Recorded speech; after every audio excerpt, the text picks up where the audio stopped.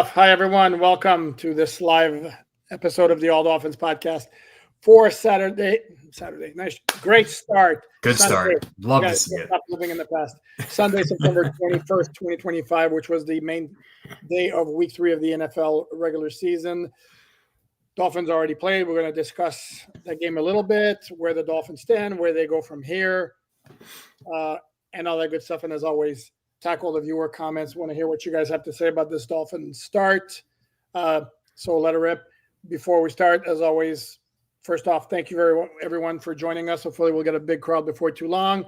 Please like, subscribe, comment, share the podcast. More importantly, please check out our written content at MiamiDolphinsOnSI.com. Dante Colonelli, who's joining me here tonight, deputy editor of Miami Dolphins on SI, and my work is there as well. So let's start with this, Dante. 3 days after the fact, what is the one thing that has been lingering with you about the game Thursday night? Yeah, the thing that's been lingering with me is the defense. It's what is going to change with this unit in that it becomes a competitive one. Frankly, I think outside of the 3 stops that they made, one of them ended up not being a stop ultimately because of Zach Sealer's penalty on the punt. But when I got into the tape and I wrote about this on the website, you guys can go read it for free. It's been very jarring to me across 3 weeks how much work this team is doing to try to create pressure and how much pressure they are ultimately not getting. And that's what stuck with me is just the ineffectiveness of this unit, which, you know, I know that you had a bit measured expectations for. Some people had really high expectations for. I don't think anyone's expectations are being met currently. And that's what stuck with me for the past couple of days. No, without question. And to me, again, the issue is that there were question marks going in. Everybody wants to look at the big names at edge defender, Bradley Chubb, Jalen Phillips, who Chop Robinson. Rare form tonight. Chop Robinson, Matthew Judon. Wow, the Dolphin pass rush should be absolutely awesome. It has not been that. And we cannot forget that Bradley Chubb and Jalen Phillips are coming off basically two, in the case of Phillips, 2 severe injuries in 2 consecutive seasons. In the case of Bradley Chubb, it was a nasty knee injury at the end of 2023. And Bradley Chubb, this is where numbers can be deceiving. Bradley Chubb has 3 sacks, 1 in each game. And if you watch all the 3 games like Dante and I do, every single play, and rewatch the game, it's not like he's been a major factor. I think you could attribute all 3 of his sacks to Jalen Phillips. I'm not gonna lie. Like all of them are Jalen Phillips pressures, and they step up into Bradley Chubb, which good for Bradley. Hasn't played in a while. I'm happy for him. Nice guy. Worked really hard to get back. Someone's got to make the tackle, but I agree with you. I don't know that it's been, 3 plays where Bradley Chubb really shows you like he's that guy that he was before he got hurt in 2023. No, and then there was an apparent mental mistake, and I don't know what the play call was defensively, which is why, to me, it seemed logically that it was on him. But if you look at the game clinching long completion to Elijah Moore down in the middle of the field, you see the replay. Bradley Chubb is in that area. He was dropping in coverage on that play, and then he vacated the middle of the field to follow a receiver running across her right into Rasul Douglas on the side. And that screams to me of a mental mistake, missed assignment, and that gave, I don't know, was a 30-yard play that basically whatever hope the Dolphins had left by then. And then you look at the rookie defensive tackles, they make a play here or there, and you have some folks on social media like saying, oh, they're going to be stars and all that. Well, they're not that yet. They may become good players, but they're not. And Kenneth Grant, Jordan Phillips will make the occasional play, but for the most part, they're not major factors. And if you look at the overall work of the defense, then that becomes a factor. And I know you studied the tape specifically on the rookies for a piece that's on MiamiDolphinsSI.com. And I mean, it's hard to say that any of the rookies are shining right now, in understanding very clearly that it's only 3 games, but still there's not been a major impact, unlike certain other places around the NFL. Yeah, it's been tough. I thought, and I think I wrote this in the piece. I thought Jordan Phillips was very good in week one, very good in week two. I thought he was very bad against Buffalo. So that's kind of been you're riding the rookie roller coaster there. Mhm. Kenneth Grant against Indianapolis, bit of like a shoulder shrug. It's his first game, whatever. I thought he was better against the Patriots, and then another shoulder shrug game for me against the Bills, especially early. I mean, the whole unit was getting pushed around in that first half. James Cook was just ripping off run after run after run. So that's been a bit tough. Jason Marshall got hurt against the Bills, so a bit of an incomplete grade. Dante Trader Jr., I think his snap count's gone down in each week. I don't know that he's done anything like necessarily great or bad in the past 2 weeks either. I think really the only one that stood out for the most part is Ollie Gordon, and just in his limited opportunities, I think you see a player who runs hard and can contribute in short yardage situations and in the red zone and stuff like that. And then the most disappointing one to me, like the Grant and Phillips ones, like they're playing like normal rookie defensive tackles to me right now. Yeah. Jonas Avinaya has really struggled in pass protection. He's been bad. I don't really have like a way to couch that. He's been really bad in pass pro, and I don't know how long that's going to take to get better. It's a reps thing. It's not like he's less athletic than we thought, or he's not strong enough, or anything like that. His technique's just all over the place. He's not fundamentally sound right now, and the Dolphins drafted him, traded up for him, top 40 pick, start right away. He needs to get better quickly because they are relying on him, and it's a problem, especially when you have the right side of your line injured. So, I'm not worried about any of the rookies yet. Like you said, it's 3 weeks, but you're riding the roller coaster with these guys, and I think ultimately you kind of had to expect that if you're going to rely on so many of these players to play a lot of snaps. Being a rookie's hard, and the Dolphins kind of knew what they were getting into, and right now they're on the downswing of that. Yeah, and if we recall what Chris Greer said, I think it was the day after the cuts to 53, did a media session, kind of called it a reset year, which we kind of figured based on the roster moves. But what a reset year entails is you're relying a lot on younger players, and younger players, again, unless you're very, very lucky, are going to take some time to develop. There's going to be ups and downs. They're called growing pains for a reason. And that's kind of what we're experiencing. And yet, other than the opener where the Dolphins got blown out by really with a really embarrassing performance, easily could have won in week two. They had a shot in week three, and there came the big interception, which has been dissected all over the place. My Lord, I think I've seen the clip of the pick more than I've seen the Zapruder film by now. Zapruder film is the assassination of J.K. Dante, for your quick history lesson. And it's very interesting because you have Kurt Warner, who came out, did like a 30-minute YouTube video on it, talking about basically that Tua did everything he was supposed to do on the play, and it just so happened that the concept led him to throw that ball over there, and Terrell Bernard made the pick. And then you have several others, Dan Orlovsky, Ryan Fitzpatrick, Richard Sherman, Chase Daniel, who were saying, like, and the one thing that stood out to me as I watched the play, and one thing I didn't like, there's an inconsistency of like sometimes you have to stare at the receiver to see what the defense is doing. But then Tua gets credit sometimes for manipulating defense with his eyes. Translation, looking off a receiver. In that one, he kind of looked in that direction the whole way. And the biggest issue to me is that ball, if you're going to make that throw, it needs to be thrown before Waddle turns around to look at it. And that wasn't the case. It was late getting there, and that allowed Bernard to it was easily step in front of it. And yes, the pass was tipped at the line by Deontay Walker because he got past Daniel Brunskill so insanely easily, and yet it wouldn't have made a difference anyway because Bernard almost wound up catching it on the back shoulder. I mean, that's how much he jumped the route. So just that just wasn't good from start to finish.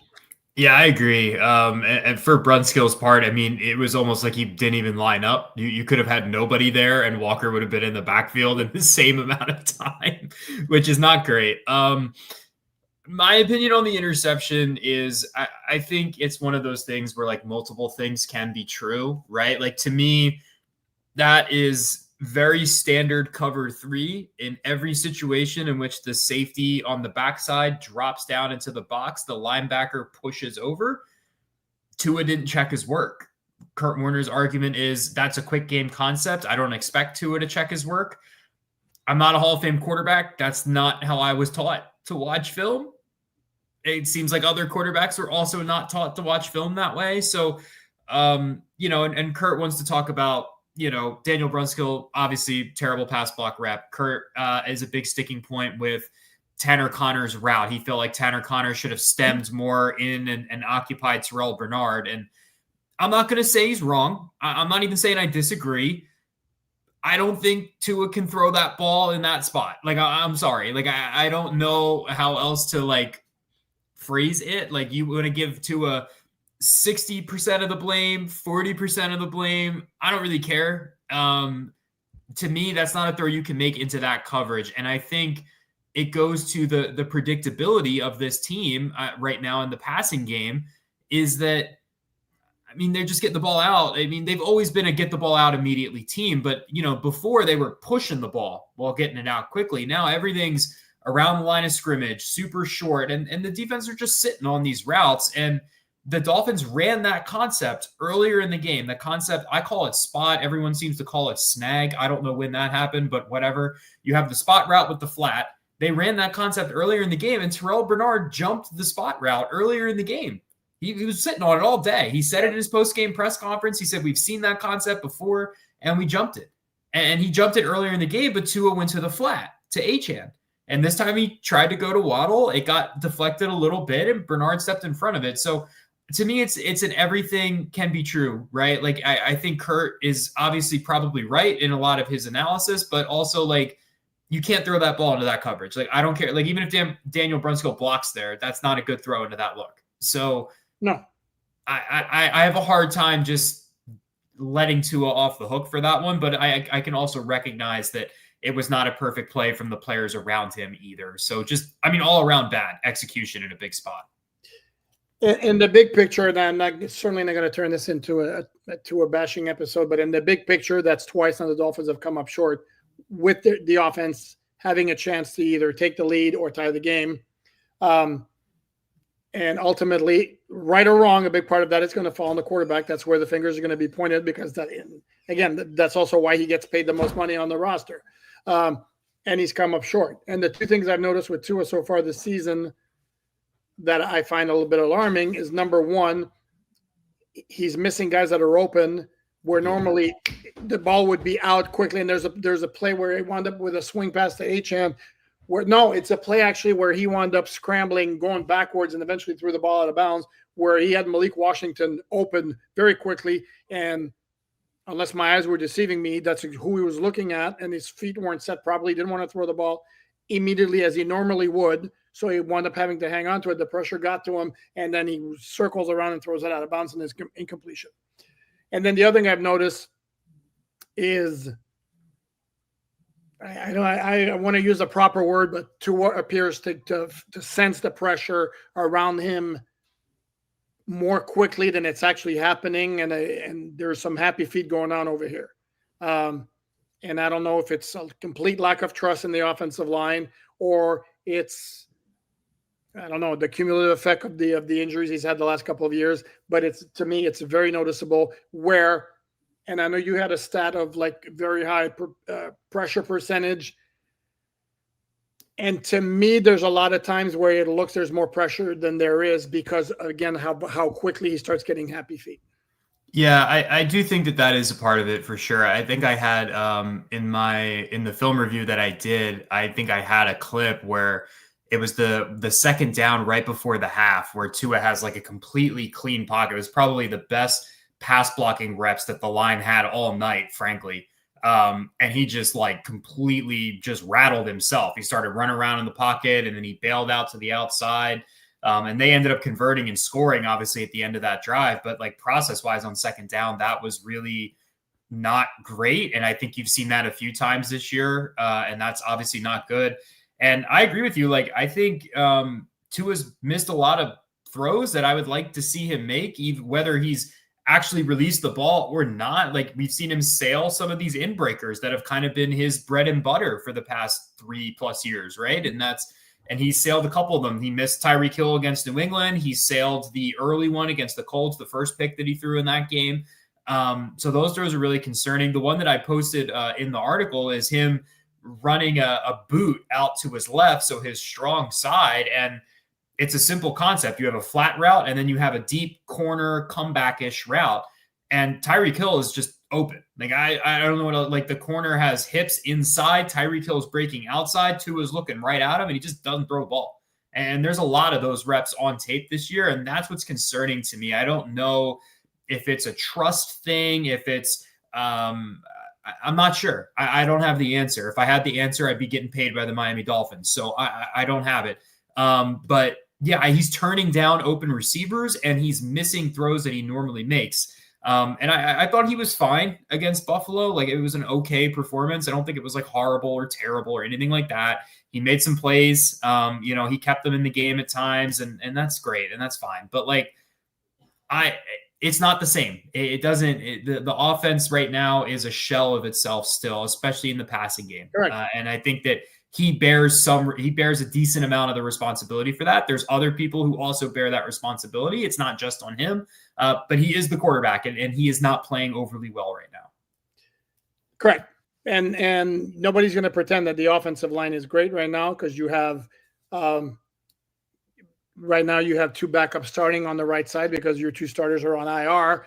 If you're somebody who subscribes to or who like the validity of Pro Football Focus as a gauge, well, their two worst rated guards so far this season are Jonas Savainaya and Keon Smith. That's not good. And Daniel Brunskill with the Ole block on that interception was in the game because the Dolphins basically benched Keon Smith. So that's not good. Chances are it's not going to get much better until Daniels and Jackson return. They're eligible to return week 5. Is that going to happen? Who knows? But so the Dolphins have to make do. The one encouraging thing on offense was the running of Ollie Gordon to me was the most significant thing, and I asked Mike McDaniel on Friday during a Zoom session whether it was pre-planned that they would get that many attempts, or he just kind of saw very early that Gordon looked like he was in a groove and kept feeding him more. Not a ton, but it was 9 carries compared to the first 2 games. And no, he said it was pre-planned, and it was building up to where you could trust him to handle his off-the-ball responsibilities. And he literally, we wrote about this on MiamiDolphins.com, that this was his vision all along, to have the hammer to HN's lightning, if you will. That's a horrible cliche, but that's all I can think of right now.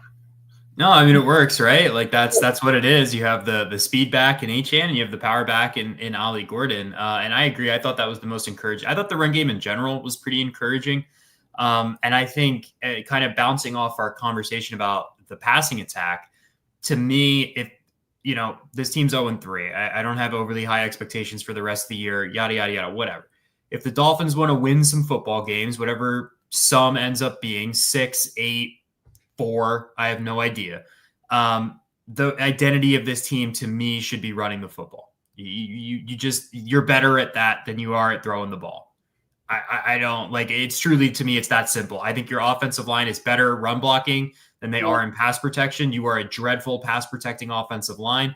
If James Daniels and Austin Jackson come back in a few weeks, maybe that conversation changes, and I'm willing to revisit it then. Right now, you can't pass block for nothing. Nobody. It's not happening. You got a rookie in Jonah who's much better run blocker right now than he is a pass blocker. I like Patrick Paul. I think he's been okay this year so far. He's a better run blocker than he is a pass protector in my mind. I feel that way about pretty much all of the offensive linemen except for Aaron Brewer. And so I think that needs to be the identity of the team. You need to lean into that. You need to run the ball. You need to commit to it. You have the horses to do it. Devon Achane is a good running back. Ollie Gordon gives you something different, and you'll have growing pains with him too. But this needs to be more of a balanced attack. It can't just be the air it out days with Tyreek Hill and Jalen Waddle. To me, right now you are not equipped to do that. You're not having success. It doesn't look good. You can't push the ball down the field. Run the ball. Show teams something different. The Dolphins cannot show any teams anything different offensively. It's been the same stuff for 4 years. We're going into year 4. It's the same stuff. Run the ball. Yep. No, I hear you. But here's the part I would say, looking at some positives or silver lining, whatever. is, again, it's in the last 2 weeks, it's a play here or there that makes a difference. And the Dolphins right now are in the mode of always finding a way to lose, which is kind of a sign of a bad team. And I was looking at the games today, watching it through Red Zone. By the way, that whole Red Zone channel is going to have commercials. To me, it was much ado about nothing because I spend the whole day watching games and I barely noticed that it was a split screen. And I was talking to texting a friend of mine who's a big Philadelphia Eagles fan. And I'm like, I'm starting to develop Eagles fatigue syndrome to match my Chiefs fatigue syndrome, partly because I'm tired of seeing them. I despise the tush push. It's rugby to me. You want to do quarterback sneak, that's fine. Don't allow somebody to push them in the back. To me, that's ridiculous. Anyway, but that's beside the point. But right now, they're 3-0, and they easily could have lost the opener against Dallas, and they should have lost the game today. But right now, they're in a mode of always being able to find a way to win, like Kansas City last year, which if you basically were to judge all their games as a boxing match, they're nowhere near the Super Bowl. And yet they just found a way to win. And right now the Dolphins are on the opposite side, always finding a way to lose. The New York Jets, who they're going to face next Monday night, is that kind of team. They're going to find a way to lose. And if you look at how close they've come in their opener against the Steelers, they had the ball down too with like a minute left, and on fourth down, Garrett Wilson's ready to make a catch, and Jalen Ramsey pops him at the point of reception and knocks the ball loose. Today, they get a field goal block to take the lead and then can't stop Baker Mayfield from driving down the field and lose on a last-second field goal. So the margin in a lot of cases in these games is very, very small. The good teams find a way to win. The bad teams find a way to lose. And now you're going to have 0-3 against 0-3. So something's going to have to give. Unless they tie. Unless they tie. No, but I mean, you're right. It's the past 2 weeks, especially, have just been really bad situational football.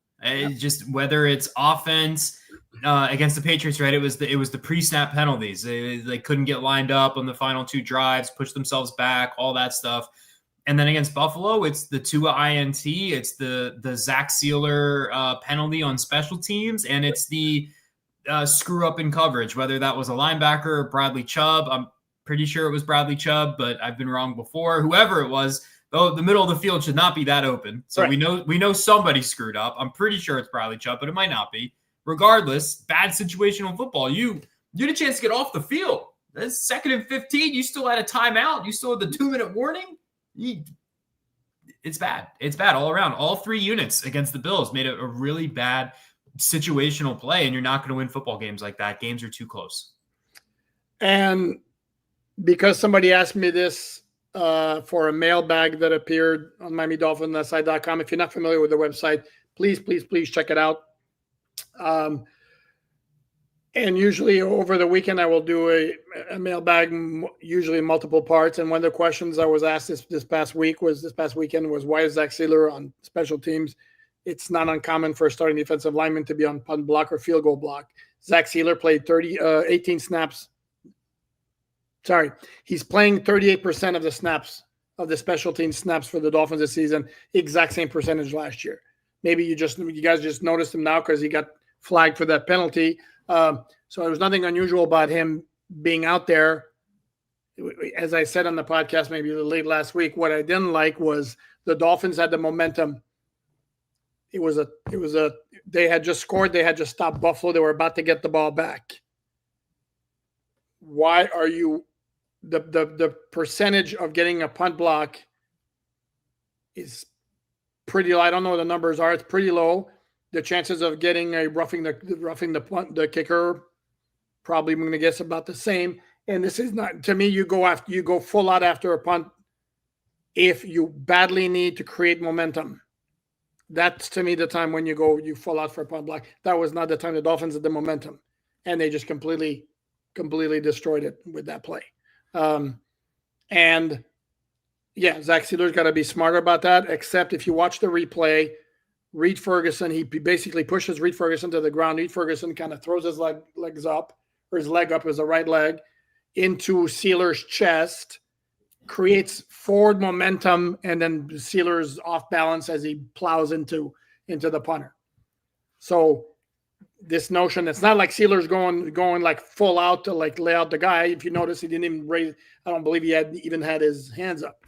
It just the play worked out. Very unfortunate for the Dolphins, but again, if you're not in a punt rush situation, that doesn't happen.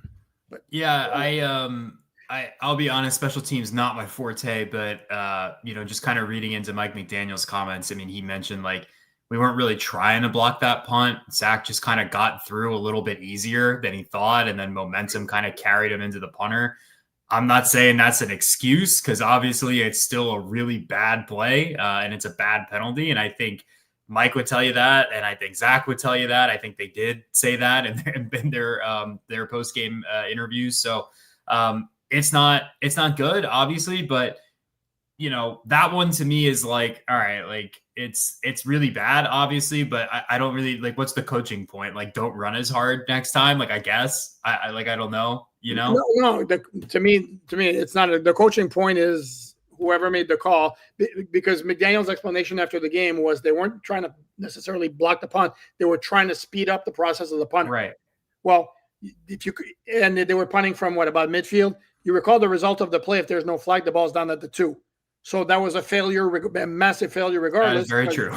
you didn't affect them. So it's like, to me, why even come remotely close to taking the chance? I don't know. Yeah.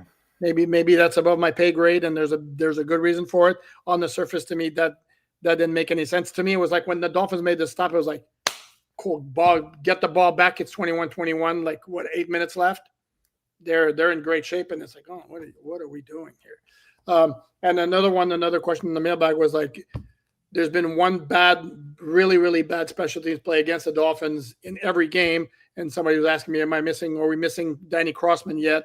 And my answer was hell to the no, because we can look at all those 3 plays. It was the Matthew Judon penalty against the Colts. It was the kickoff return against New England and the Sealer penalty. And yes, those are really bad. But then we're going to have to be fair and turn it around and talk about the Malik Washington punt return for a touchdown. And then the Eskridge was a 53-yard kickoff return to start the game at Buffalo, giving the Dolphins the ball in Buffalo territory immediately. And I think overall the returns have been really good. And other than the Gibson play, which obviously sucks, but the rest of it has been good. So no, I don't think the Dolphins are missing Danny Crossman as special teams coordinator. I certainly do not miss Danny Crossman. So, yeah. Little newsy nugget. I don't think I mentioned this at all on the previous podcast. Per Mike McDaniel, this is going to be the week. Darren Waller is expected to practice and expected to play next Monday night against the Jets. It's rivalry Jersey night. Maybe that'll make the difference for the Dolphins. I'll bring him the good juju instead of the bad juju that's been hovering over the team. I would say this immediately. I am not expecting big numbers from Darren Waller whatsoever. But whatever he can provide in the passing game, again, they've gotten 4 catches from the tight ends in 3 games. And one of those was on the last drive, that stat padding drive at the end of the game when the Dolphins were down 10. So yeah, nothing happening whatsoever with the tight end. And of course, there was a play where against the Patriots where Julian Hill leaked out on that 4th down play, and Tua didn't throw him the ball, instead tried to hit, I think it was Malik Washington over the middle and got picked off. So we shall see what happens. We have hit about the halfway point, which is the time we're going to turn it over and check out the comments. You'll have to forgive the specs this evening, giving my eyes a rest from the contact lenses. And if my eyes appear very, very, very small, because they're pretty strong glasses, because I'm half blind. And this is the part where everybody goes, yeah, that you're half blind. That explains why you can't do anything. Okay, so if I lean forwards, because I can see the screen and see what I'm reading here. Here we go. Devin Jordan. Devin, thank you very much for the contribution. As always, those are very, very much appreciated. Who you guys got winning the 0-3 bowl between the Jets and Dolphins on Monday Night Football? Once upon a time, Devin, they would call this game the Toilet Bowl. We won't do that. Understanding we were reserving the right to change our prediction right now. No, you can't change it. It's locked in. Okay, then you can lock in. No, I think the Dolphins get it done. I do. Yeah, I think they're a better team than the Jets still. I think there's no moral victories in football, blah, blah, blah. There's moral victories in media.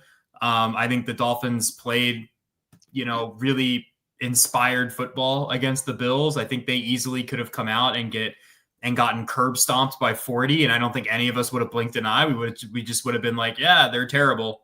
And that would have been the end of it. Right. And so I thought that was good. The Jets, I think, don't scare me a ton, but it'll be a close game for sure. I think it'll be close. I don't know that either of these teams are overly good. I think the Dolphins get it done in like a very close, kind of lowish scoring game. But if the Jets win, it wouldn't shock me. But I do think the Dolphins get it done. And I also think the Dolphins get it done, but and partly because of what I saw from the Jets today. Mind you, they had Tyrod Taylor starting at quarterback because Justin Field was out with a concussion. I don't know his status for next Monday night. Either way, this is a team that does not have a dynamic passing game, and that's being very polite. And the running game, which at times has been very good this season, I think it was against the Steelers, was very good. Not so much against the Jets, and certainly not today. Sorry, week 2 against the Bills. Not today against Tampa Bay. And I thought Tampa Bay, from every time they would cut to the action on NFL Red Zone, they were having their issues with Baker Mayfield, who has turned himself into a really, really good quarterback. But I don't know. I thought the Jets defense was going to be a lot better. Again, I don't know if I get blinded by the names that they have on that group or what. Dolphins are a better team. The juju is still bad. Maybe this is the day that they get it done and get the season on track a little bit. So my prediction right now is slight edge to the Dolphins. I don't think they're going to blow them out. I don't think they're at the point where they're going to blow out anybody. And now, I thought Carolina in week 5 was also a game that was a game where the degree of confidence of the Dolphins were going to go in there and win was pretty high, and they put a butt whooping on the Falcons on Sunday, 30-0, and which was interesting from the standpoint. I don't know if you of the Atlanta Falcons, who had struggles with Young Shui. I think no, Young Wei Koo. Sorry? Young Wei Koo. Okay, sorry. Whoa, I butchered his name. Sorry. Well, that's what you get for being cut for not doing your job. Yeah. Anyway, he was struggling. They signed John Parker Romo to join him on the roster, activate John Parker Romo against the Vikings. He goes 5 for 5. We got our kicker. They wave Koo. John Parker Romo goes 0 for 2 today. Yeah, how about that? And I bring that up to talk about the fickleness of kickers, because the Dolphins now, heading into this week, have a decision to make with their own kicking situation, because Riley Patterson is out of practice squad elevations, which means the Dolphins either have to sign him to the 53 for him to kick against the Jets, or they have to sign somebody else to the practice squad and elevate who that somebody else is. And I don't know that if I lean one way or the other. I'm kind of thinking they'll probably sign another veteran to the practice squad. I don't know. They can sign Young Koo. There you go. Problem solved. There you go. He's going to be back for revenge. The Dolphins play the Falcons at some point this year, and there's a nice little storyline for you. Boom. Okay. Well, hopefully Jason Sanders will be back by then. Sure. And then hopefully also I'll learn how to pronounce his name correctly. Okay, here we go. No. Julian or Julian Vivas, thank you very much for the contribution. The question is there a chance Tua gets traded to the Bengals? 0.03% maybe. Guys, if the Dolphins are moving on from Tua because he's not performing well enough, what makes us think any team is going to sign him and take on his contract, which has $39 million in salary next year, plus I believe it's $32 million in option bonuses over the next 4 years? That sounds roughly correct. You definitely cannot trade him this year. You probably can't trade him next year either. I think it would have to be the following year. You might be able to get away with it. There's like a chance, unless a team wants to eat like a significant amount of his dead cap on their own, which in that situation, that means he's probably playing really well. And if you're the Dolphins, you're probably not going to trade him in that situation. So I don't really see a scenario in which Tua gets traded. I think if the Dolphins move on, he just gets cut. And if it happens next year, it's a Russell situation where the Right. Dolphins swallow hard and make the move, or it's 2027, or Tua turns it around, the season gets turned around, and the Dolphins hang on to him. I know there's a lot of calls for Tua to be benched, to be traded, and all that. It's not that simple, unfortunately, because the Dolphins made a commitment to Tua, kind of, sort of, through 2026 when they signed him to that contract. Yeah. Let's see what we got here. Devin says, happy stress-free Sunday, guys. It was nice. Yeah. It was great. I enjoyed it. A shout out from Michael. Michael's always commenting with very nice comments, so I'm gonna acknowledge you here, Michael. Very much appreciated. You're a good dude. Yep. So I don't know if we saw this. Jeff pointing out Aranda Gadsden 5 for 46, including 2 big catches back-to-back on the game-winning drive. Yep. For those not familiar, Aranda Gadsden 2, son of former Dolphin wide receiver Aranda Gadsden, who probably had the best hands of any wide receiver I've ever seen on the Dolphins. Also had gigantic hands. He's got a couple of sick catches over the middle where he reaches out with one hand. Check him out on YouTube. And his son started off as a wide receiver at Syracuse, but he's was always an oversized, didn't have the speed to play wide receiver. So, but glad to see him get in the lineup. I believe that's the first time he's gotten to the action. I think it was his first career start today, if I'm not mistaken. I know he was inactive for one of the first 2 games, if not the first 2. So yeah, I think today was his first career start. I'm pretty sure. So I mean, good for him. Nice little day 3 pick for the Chargers. Could have been a nice little day 3 pick for the Dolphins. Didn't work out. And he was one of the 2 tight ends in the draft with family connections. The other one, of course, being Mason Taylor, who plays for the Jets, who will be at Hard Rock Stadium next Monday night. I'm going to assume Jason Taylor is going to be in the house as well. Second round pick. I don't believe his numbers are particularly impressive. I think I saw one time today was 4 catches for 15 yards or something along those lines. So we shall see. But the Jets are very high on him. They just don't have a very good passing game. No. Francesco, good evening. Is there a chance that Weaver hears the chatter of potentially being interim head coach and is sandbagging the team? Are we serious about that, dude? No. No. No. Because if anybody ever did that, and even anybody else ever had a hint of suspicion, this is a guy whose coaching career is done. So no. How many interims actually get the job too? Like very few. You mean permanently? Yeah. Yeah. Like very few. But most of the time guys become interim head coaches and it goes horribly because that's a terrible position to be in. So I don't think he's doing that. I think if you asked him, he would tell you, I don't want to be the interim head coach of my Dolphins. So, and I wouldn't blame him. Yeah. And the Dolphins have made 3 in-season coaching changes. It was, Jim Bates for Dave Wanstead in 2004. Wasn't hired the next year. It was Todd Bowles in 2011 for Tony Sperano. He wasn't hired to become the Dolphins head coach, even though I believe he was one of the candidates the following year. Has become a very good head coach. He's got the Tampa Bay Buccaneers probably on their way to winning the NFC South for the 5th consecutive season because they're a well-run organization and they play in a crap division. Oops, did I say that out loud? And then it happened, of course, in 2015 when Dan Campbell took over for Joe Philbin. Dan Campbell also has gone on to become a good head coach, and he was a candidate to be the permanent head coach in 2016.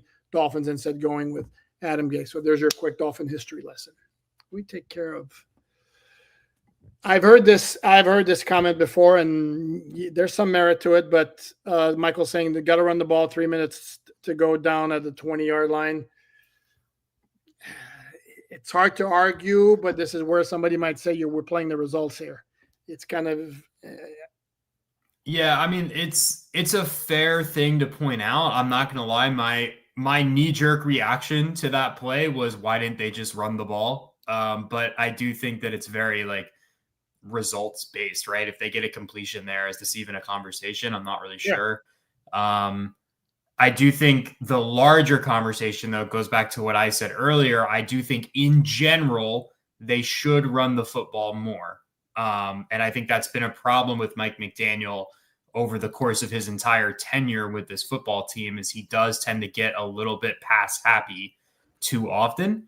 And I think that they have the horses, and I think that their offensive line is better at run blocking, that they don't have to do that right now, especially if they're not trailing by 14 points in the first quarter. That was a nice change of pace on Thursday night. So, but I think that specific play, like, I don't know, that one feels like a little bit results based to sit there and be like, why didn't they just run the ball? And it's like, well, yeah, of course, because they threw an interception. Why didn't they just run the ball? But in general, they can run the ball more for sure. So I understand where fans are coming from there. My answer was, show me your tweet right before that pass that you wanted them to run the ball. Then I'll believe it. I'm just kidding. I'm playing. Here's the part of it too. If we get to the point where the pass protection is like a major issue on an every down basis, and I don't think it is, even though sometimes it appears that way. If that makes any sense, think about it for a second. Then you go to the running game more often, but if not, got to do what you got to do. Jeff, Chubb is fine. Phillips is always playing MLB for some reason. Chubb got injured. No. And it's just tough. My bigger issue is that every play seems to be 8 bodies at the line instead of the normal 3 or 4. Okay. Chubb is fine. Okay. Phillips right now has been so far this season the king of almost. I mean, he's been active. You actually have noticed him a lot more than I've noticed Bradley Chubb in the pass rush. He is getting dropped in coverage way too much for my taste. Because I don't know that I've ever seen sticky coverage from him, to be honest. So I don't get it. Chubb got injured. In the fourth quarter against New England, missed 5 plays. And then he played the game against Buffalo. So I'm not buying that. That's too easy. Sorry. Seems to be 8 bodies of the line instead of normal 3 or 4. They can't get that kind of pressure with just their more normal pass. We're almost back to where we were last year. Yeah, I think a lot of people are upset about the dropping the certain defensive linemen into coverage, and I understand why. I think what I would tell you is that all of the innovation that we praised Anthony Weaver for last year is the same stuff that he's doing this year. It's just not working. And so when you have a defensive scheme that's built off of what we called simulated pressures, that involves a lot of defensive linemen dropping back into coverage. And last year you saw how that can be very effective and very confusing. It is not working right now. Nope. And so there's a fair argument to say that they should make some changes and maybe they should run less of those, but that is the system. That's the whole kit and caboodle. That's the Mike McDonald system. That's what got him hired in Seattle. It's what got Anthony Weaver hired in Miami. And there's a couple other people have come off that tree in recent years. Jesse Minter in LA is having a ton of success. They do a lot of that stuff. That's the system. That's the scheme. You have to live with some of the bad plays. Are they doing it too much? Are they not doing it too much? I don't know. Right. All I know is they're not getting home. Last year they got home towards the second half of the year, but they're not getting home right now. They're not getting enough pressure with these simulated looks, or even when they just send a traditional blitz, they're not getting home. And so when you put a player like Bradley Chubb and Jalen Phillips and Zach Sealer even in coverage, quarterbacks are going to target them. And I don't blame them. I would too. I'd go after them immediately. But, you're hoping that you get enough from those guys that the other guys that you're sending get home. The idea is to show 8 up front, like this question asks, and then drop a certain number to where you still have a coverage advantage, but you confuse the offensive line and generate pressure. The Dolphins just aren't getting home this year. They're not. And that's a huge problem for sure. But it's not as simple as, why is Jalen Phillips and Bradley Chubb dropping into coverage? It's just not that simple. Can they do it less? Yes, they absolutely can, though. Yeah, unless you have complete studs up front who win their one-on-one matchups all the time. If you do the same thing, if you line up your 4 guys every time there's an obvious passing situation and you just, go straight ahead, opposing offenses are going to counter, and those guys are going to get blocked. And they'll keep somebody else in. They'll double the right guy. This is where, as Dante mentioned, you try to create some confusion in who's coming, who's not coming. But right now, no, it's not working. Couple of things here from my dude here. Look at Campbell's production in Arizona. This GM only wants broken toys. See, you're going under the assumption that the Dolphins did not want Calais Campbell back, that the Calais Campbell gladly would have returned to Miami had he gotten the kind of offer he wanted, as opposed to going back to play for the Arizona Cardinals, where he began his career. And Calais has never said that it was about money, that the Dolphins didn't make him a good offer. He has said he wanted to finish his career where it started, as a nice full circle. Here's the other one. My man again, XS Sanchez. Dan Orlovsky was a trash QB. Why does his opinion matter? 3,000 yards, 15 TDs, 13 INTs in 12 years. Okay, let me ask you. Let's play this game. What kind of NFL player was Bill Belichick? Hold on. What kind of NFL player was, say, Mike Tomlin? What kind of NFL player was Andy Reid? What does NFL success as a player have to do with the ability to teach, handle, recognize X's and O's? Remember the old saying, those who can do, those who can't teach. You ever heard that? You ever heard that one, Dante? I have heard that one. Yes. Yeah, I've heard that one. I'm sorry, that's a silly argument. Yeah. That's a silly argument. Richard says Tua is making too much money to perform the way he does. Tua is not getting better. Right now, yes and yes. Yeah. It's kind of hard to argue with that one. Yep. Let's see what else we got here. What does that mean?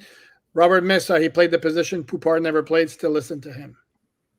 There you go. Yeah, I mean, if you're not, I don't know why you're listening to this podcast. I couldn't throw the ball 4 yards without an interception against an NFL defense. I mean, geesh, here's the thing though, right? Is I think this argument, like between Orlovsky and between Warner, I think kind of shows you that like film is a bit subjective, right? Like you can see different things. You can be taught different things. I was told to read cover 3 a certain way. It seems like Kurt Warner was taught a completely different way. And you kind of have the dichotomy of that. That doesn't, Kurt Warner knows more about football than me. I'm not trying to say I know as much about football as Kurt Warner. That'd be ridiculous. But like, it doesn't mean I'm wrong. It doesn't mean Kurt's wrong. It means it's probably a blend of the two things. And I think that just dismissing an analyst's argument off the cusp because Dan Orlovsky ran out of the back of the end zone one time is just absurd. You had to bring that up. I had to. I couldn't let him get out of there. I'm sorry, Dan. I know you don't listen to the show probably, but if you do, your film breakdowns are fun. I like watching them, but I couldn't let you get out without bringing up the safety. But yeah, I mean, just a ridiculous argument to dismiss an analyst's opinion because they played poorly or they didn't play the game at all. It doesn't mean they don't know what they're talking about. You're not going to find good analysis if that's the way that you think. No, and forget. Okay, you want to go by caliber of player? Then Richard Sherman to me was a better cornerback than Kurt Warner was a quarterback, even though it's a different position, and he basically wasn't on the same side as Kurt Warner. So if we're going to play that game, it's kind of silly. But the bottom line is it was an interception on 1st and 10 from the 21-yard line. So somebody, it doesn't matter who. Somebody is at fault there because can't happen. It was an insanely easy pick for the defense, so that should not have happened. I am not even going to go there. XX says the Jets aren't playing that bad. To be honest, Miami has a fight coming. When I looked over every time they had him, they were getting handled. I mean, I'm comparing them relative to the Miami Dolphins. Well, yeah, but I mean, they got. If you're going to do the apples to apples comparison, the Bills absolutely wiped the field with them. That's true. And the Dolphins could have won. So yeah, sorry. Jets played hard against the Bucs today. Jets will always play hard. That's not the problem. Is they're just insanely limited offensively with their passing game. Excellent point. I must be totally frank. The only good point of the game is that we were converting on short yardage. On short yardage for the first time in the McDaniel era, including the 2023 season. Excellent. Yeah, it's crazy what a running back that can break tackles will do for you. How about that? Isn't that wild? I can't believe it. Wow, I'm shocked. Excellent point, and I'm glad you said it. Pardon me, because last year was offensive line sucked, offensive line sucked. Offensive line sucked, and if you looked at the metrics for broken tackles by running backs, the Dolphins were way, way down there. So it's really, really easy to just do offensive line. All the short yardage conversions had an Ollie Gordon broken tackle, by the way. Yep. So,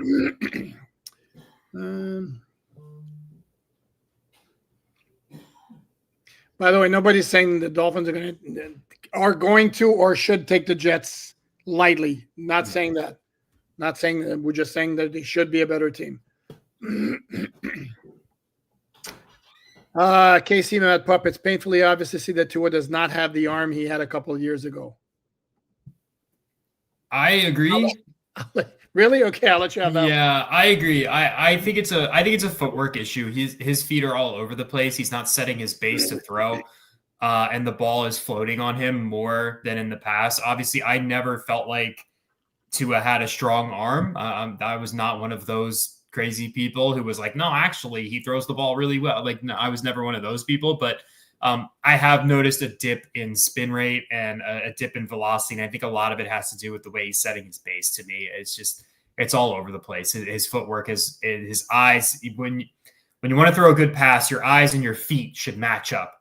Tua's eyes and feet are not matching up on a consistent basis, which is really concerning. And we talked about this at the top of the show, because that, whether you felt good about his arm strength or not, mechanically, Tua's always been very, very good when he has to make those quick pivots with his eyes and his feet to just snap and throw the ball very quickly. That's kind of his thing.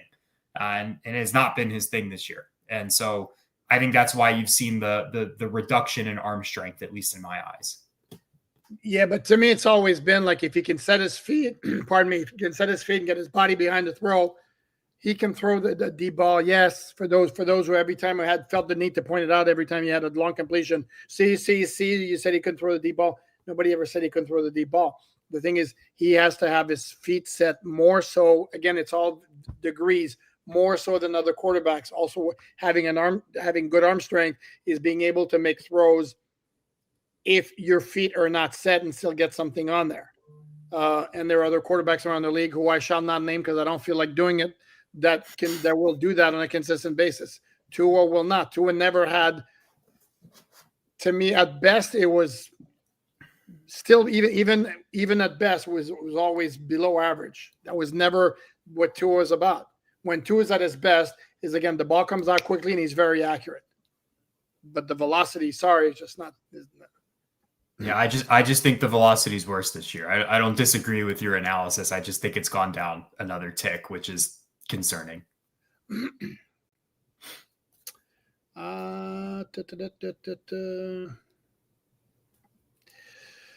Stephen Baker, not enough on play design to protect the throw. QB gets blamed for system failure. Are we talking about the interception again? I'm done. I'm over the interception already. So that thing was gonna get picked off regardless. I'm sorry. I mean, Terrell Bernard jumped the route. I mean, he was basically playing wide receiver, running. He made a good play. Yeah, he completely sniffed it out. I mean, okay, guys, don't call names. Don't call people names on here on the comments. I will never put up a comment that includes insults at anybody, whether it be Stephen Ross, Chris Greer, Mike McDaniel, Tua Tagovailoa, Tyreek Hill, whoever it might be. Let's see what we got here. No, I'm not putting that up there. Timothy Smith, Ross is the best owner we've ever had. I don't know about that. You would know better than me. Yeah, I think Uncle Wayne was a pretty good owner too. Uncle Wayne was willing to spend, got out of the way, hired Bill Parcells, which was one of the best hires ever. Give Joe Robbie his props. Got Don Shula, paid out of his own pocket for the stadium, to build the stadium initially, which was called Joe Robbie Stadium for a reason. So, but Stephen Ross has been a good owner in the sense that he's never been shy about spending money. He stays out of the way. The only issue is clearly he has not hired the right people at the top of the organization to make things work. And the results make that kind of indisputable. Raphael, gentlemen, if Mike McDaniel can bench the running back for fumbles, Mostert, Wilson, but can't bench QB for turnovers, make it make sense. 5 TDs, 4 INTs, and 1 lost fumble. kind of not the same thing. And again, this guy is your franchise quarterback who you paid huge money to. I just don't know. I just do not know how you can do that. So in one scenario, you are benching Raheem Mostert for Devon Achane. Basically, you're just giving more carries to Devon Achane. In the quarterback scenario, you're benching Tua Tagovailoa for Zach Wilson, who's one of the biggest quarterback busts of all time. It's truly that simple. They'll bench him when they bench him. It's basically they decided to move on from him. And the season's over and everyone's getting fired. Like if they bench him this year, that's what that says to me. Everyone's getting fired. Tua's gone, released. They're going to do the Russell Wilson thing. That's what that says to me. And I don't think they're at that point yet, like even close. No, and I completely agree with you. I mean, he's 6 years in. It's not like who was it who was seating ghosts with us? Was that Sam Darnold? You need to sit, maybe get a different perspective. Again, it's his year 4 in Mike McDaniel's system, year 6 in the NFL. That doesn't happen now. Sorry. I don't know what this refers to, but I like the comments, so I'm going to put on. Spot on, Alan. There we go. That deserves a heart. There we go. I should make that an evergreen comment. Keep it on there every weekend. But guys, stop taking shots at Stephen Ross. What is it, other than the fact, pardon me, that he hasn't hired like studs in key positions? What more do you want from an owner other than the willingness to spend whatever it takes and not meddling like some other owners around the NFL? Jerry Jones. I mean, like, come on. A lot of QBs looked bad today. Yeah. It was a weird Sunday. A lot of weird football games and weird stuff going on. There's usually a couple weeks like that every year, and we got one this week. I mean, what was there, like 4 blocked field goals today? Like 2 of them run back for touchdowns. Like, when was the last time that happened? I mean, geez. No, and then Dolphins are going to play at Cleveland in week 7. You want to talk about dysfunctional offenses? My word, is that offense rough to watch. But that defense is no joke. Yeah. I mean, that defense can play. They are relentless up front. Yeah, if Miami's offensive line isn't healthy for that game. Yeah, that'd be a rough one. Yeah. But let's see what we got here.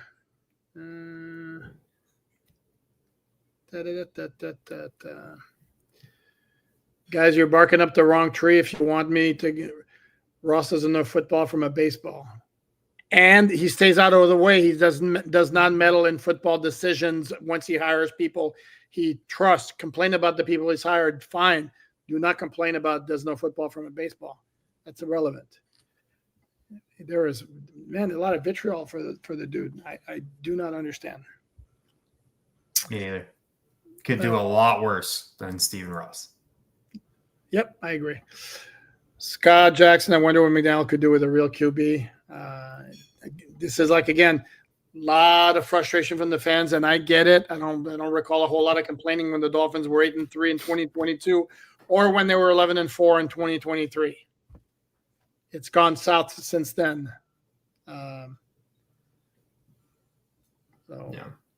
Don't know. Let's see what else we got here. You know what? I think we're going to wrap it up. I'm guessing the Sunday night football game. Pardon me. See, my voice is going. That's a sign. I'm guessing the Sunday night football game has kicked off. Probably 21-0 KC by now. Just a stray for the Giants at the end of the show. Yeah. No, I actually think probably their defensive line might make it close, but we shall see. Anyway, we're not concerned about the KC Chiefs or the New York Giants.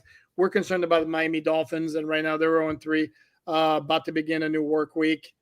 Again, it's another primetime game. If you know me, you know for me, primetime games do not like them, but it is what it is. So he is Dante Colonelli. Check out his fine work at MiamiDolphinsOnTheSide.com. Please like, subscribe, comment. Thanks, everyone, for joining us. Have a good one.